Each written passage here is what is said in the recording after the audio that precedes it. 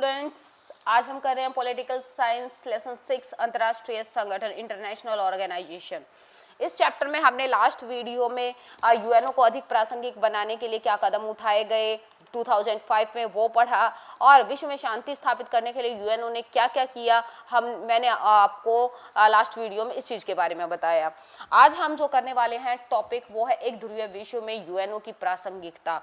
कि एक ध्रुवीय विश्व से मतलब एक ध्रुवीयता का मतलब मैंने आपको बताया था कि 1991 से विश्व में दो महाशक्ति थी, एक अमेरिका और एक सोवियत संघ। तो हमारा जो विश्व था वो दो ध्रुवीय था, लेकिन 1991 में सोवियत संघ के विघटन के बाद विश्व में एक महाशक्ति रह गई थी और वो महाशक्ति थी हमारी अमेरिका। तो इस वजह से यहाँ जो एक ध्रुवीय विश्व है वो किसकी ओर इशारा करता है, वो करता है अमेरिका की ओर।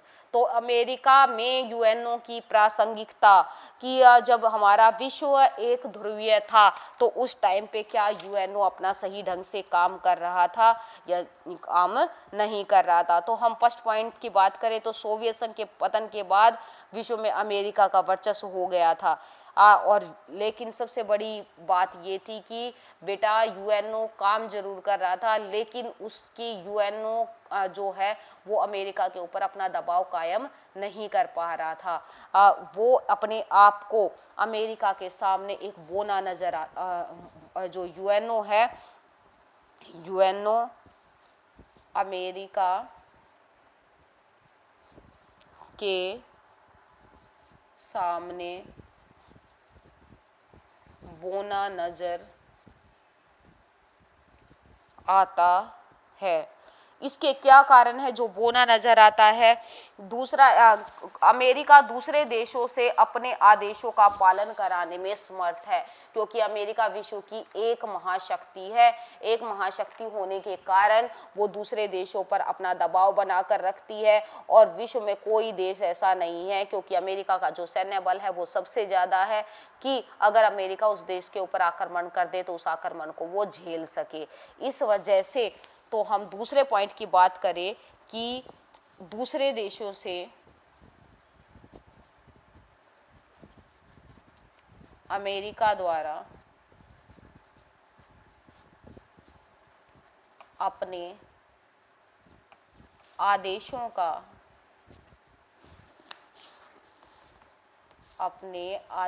का पालन करवाना। हम और बात करें तो यूएनओ के आंतरिक स्वरूप में भी अमेरिका का असर नजर आता है।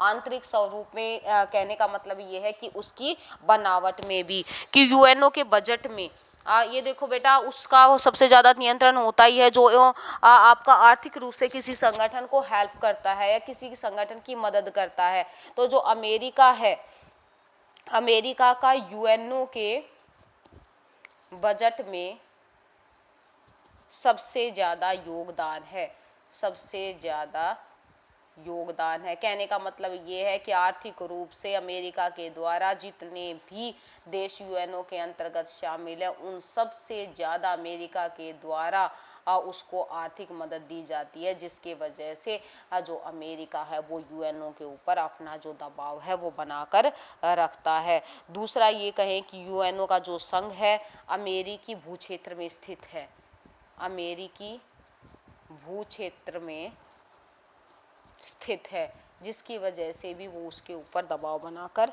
रखता है। यूएनओ के बहुत सारे जो अधिकारी हैं वो इसके क्या हैं, सदस्य हैं। यूएनओ के बहुत से अधिकारी इसके सदस्य हैं। उसके अलावा अमेरिका द्वारा वीटो पावर का प्रयोग, वीटो पावर का यूज़, हम ये बात करें कि जैसे अगर मान लो किसी बात पर किसी देश में कोई विवाद हो जाता है, तो मैंने आपको बताया था वीटो पावर के बारे में कि पाँचों पाँच जो हमारी शक्तियां हैं रूस, ब्रिटेन वगैरह, इनके पास वीटो पावर है। अगर किसी बात पर लेकर अगर ये चारों के चारों अमेरिका से इनके भिन्न विचार भी हो जाए तो उस टाइम पे अमेरिका अपनी वीटो पावर का यूज़ कर देता है, क्योंकि अगर किसी एक के द्वारा भी किसी मामले को लेकर ना कर दी जाए या उसका मतभेद उसका जो क्या कहते हैं उसके विचार उनसे अलग हो जाए तो वो जो मामला है वो मतलब कि वहीं पर रद्द हो जाता है। कहने का मतलब ये है कि अगर चार देश किसी चीज़ में सुधार के लिए आवाज़ उठा रहे हैं या ये कह रहे हैं कि इस चीज़ में सुधार होना चाहिए और एक अकेला अमेरिका ये कह दे उसमें नहीं होगा और अपनी वीटो पावर का इस्तेमाल करके, तो वो काम नहीं होगा। ऐसे ही उन चारों देशों के ऊपर भी यही स्थिति लागू होती है कि अमेरिका और 3-4 अन्य देश मिलकर ये कह दे कि भाई ये सुधार होगा और वो मना कर दे तो नहीं होता। तो इस टाइम पे अगर कोई प्रॉब्लम आती है तो अमेरिका के द्वारा अपनी इस वीटो पावर का जो इस्तेमाल है वो कर लिया जाता है। दूसरा ये है कि यूएनओ अमेरिका व शेष विश्व के बीच संवाद स्थापित कर सकता है कि यूएनओ अमेरिका व अन्य देशों के बीच संवाद स्थापित करता है। देखो बेटा, हम यहाँ ये कहेंगे कि एक ध्रुवीय विश्व में अमेरिका की क्या भूमिका है, तो उसमें ये पॉइंट बहुत ही इम्पोर्टेंट है कि यूएनओ अमेरिका को कोई भी काम करने से रोक नहीं सकता। हाँ, कुछ हद तक उसके ऊपर प्रतिबंध लगा सकता है। अगर मान लो एक तरह से वो विभिन्न देश, जैसे इसमें 193 देश शामिल है, तो उतने देशों को एक तरह से एक मंच प्रदान करता है। जैसे मान लो किसी बात पर कोई विवाद हो जाए और हो जाए तो ये अंतर्राष्ट्रीय तौर पर एक ऐसा संगठन है जहां पर विश्व के विभिन्न देश अपनी जो प्रॉब्लम है वो रख सकते हैं। अमेरिका के द्वारा उन्हें किसी प्रकार का खतरा है या कोई वो है तो वो सारे देश वहां पर मिलकर इस चीज़ के बारे में चर्चा कर सकते हैं। दूसरा ये होता है कि अमेरिका को भी ये लगता है कि जब बहुत सारे देश एक समूह में इकट्ठा होकर कोई बात बोलते हैं तो एक तरह से यूएनओ थोड़े से अमेरिका थोड़े से दबाव में आ जाता है। उसको ये लगता है कि इतने सारे देश मिलकर उसके खिलाफ या कोई बात बता रहे हैं या कुछ चेंज करने की सोच रहे हैं, तो वो जो अमेरिका है कुछ हद तक कुछ सोचने के लिए मजबूर हो जाता है। तो वो भी ये नहीं चाहता कि उसके खिलाफ इतने सारे देश हों, कोई आवाज़ उठाए। तो ये एक तरह से विभिन्न देशों को अपनी बात रखने का मौका देता है। अगर यूएनओ नामक कोई अंतर्राष्ट्रीय संगठन ना हो तो जो विभिन्न देश हैं वो उनके पास कोई ऑप्शन नहीं होगा कि वो कैसे अपनी प्रॉब्लम का हल निकाले या कैसे वो अमेरिका के वर्चस्व से बचे। तो इस तरह से हम इसमें इस टॉपिक को क्लियर करने के लिए बस इतना ही कहेंगे कि जो यूएनओ है वो अमेरिकी वर्चस्व को ख़त्म नहीं कर सकता, बस उसको कुछ हद तक और कुछ समय तक रोक सकता है। अभी देखो बेटा कि हमारे इस जो नेक्स्ट टॉपिक है वो है एमनेस्टी इंटरनेशनल। एमनेस्टी इंटरनेशनल क्या है बेटा? हमारे इस चैप्टर में दो स्वयंसेवी संगठन है, एक एमनेस्टी इंटरनेशनल, एक ह्यूमन राइट्स वॉच। तो एमनेस्टी इंटरनेशनल एक स्वयंसेवी संगठन है जो मानवाधिकारों की रक्षा करता है।